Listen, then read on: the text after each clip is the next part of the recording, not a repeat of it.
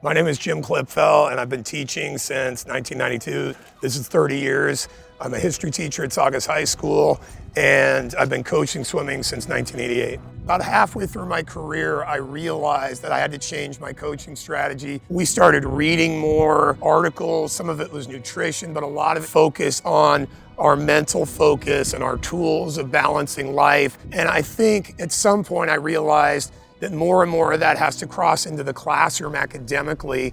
And then that's influenced many of the anecdotes and methodologies I use with students. Make the best of my situation. So following events like local fires and evacuations, our school shooting, the pandemic, it became very clear to quite a few teachers at Saugus that we need to take a little bit more intentional time away from our instruction of our content area and focus more on the mental health of young people. How's it going, So Jamie? I adopted one day a week and now 4 days a week of spending some time very intentionally and purposely discussing topics ranging from study habits and time usage to the mental health that comes from understanding the challenges that life brings us and how to adapt and how to respond and choose strength over misery. And never give up on yourself.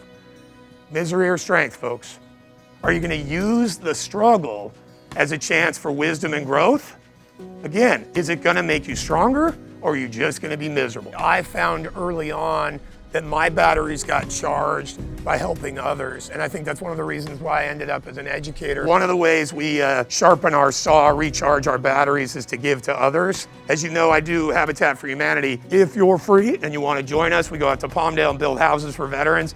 So consider that. It's those sort of events that recharge us and make us really feel like we have meaning and purpose. And then the other one, Relay for Life, to show support for that great cause of fighting cancer. Whether you do this or something else, that's your call. Can you sit? This is Lassen, and she is the third dog that my wife Jennifer and I have been raising for about 5 years. Guide Dogs of America is one of the ways we give back to others. It has the double value for us on campus of having these animals that really lower the temperature and stress for kids as we walk them around or students come and visit the dogs like Lassen. For most teachers, teaching time management is a means to help students have more success in our classes.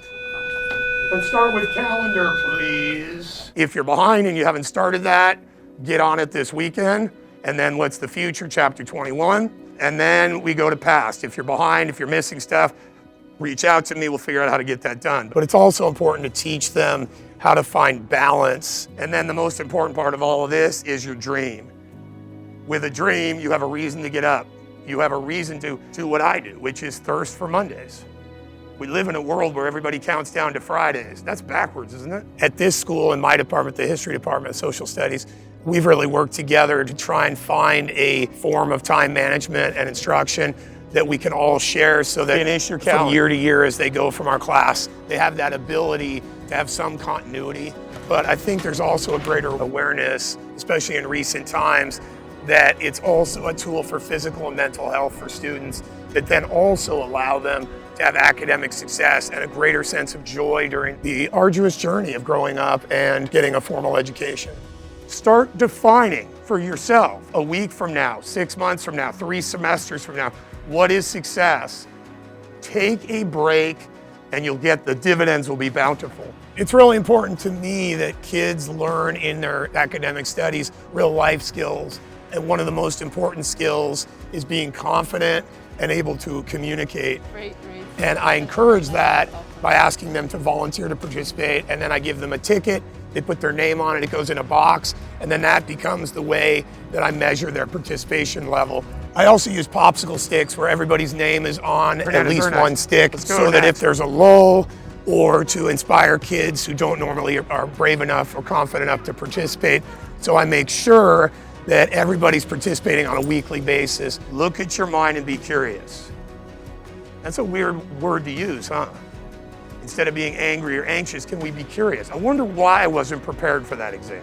Teachers are coaches. Isn't that how you want to live the rest of your life? They're really trying to coach young people to embrace and master the academic content that they're being exposed to, but they're also trying to coach them into becoming lifelong learners, citizens, and happy, content people. And so I really think teachers and coaches need to reconsider perhaps the definitions of those words.